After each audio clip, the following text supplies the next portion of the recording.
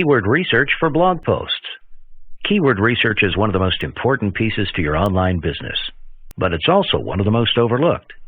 The truth is, you can have great content in your blog that provides real value to your readers, but if your keyword research is bad, it won't matter because no one's ever going to see it.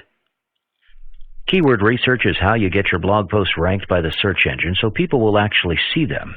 Picking the right words can get you ranked. Picking the wrong words can put your post on page 137. The key to keyword research is finding what words have a decent amount of traffic, but that also don't have very much competition. If you reach the #1 spot for a keyword that has no traffic, it doesn't help your blog at all. On the flip side, if you spend your time trying to rank for a keyword that has too much competition, it could take years before you see any results.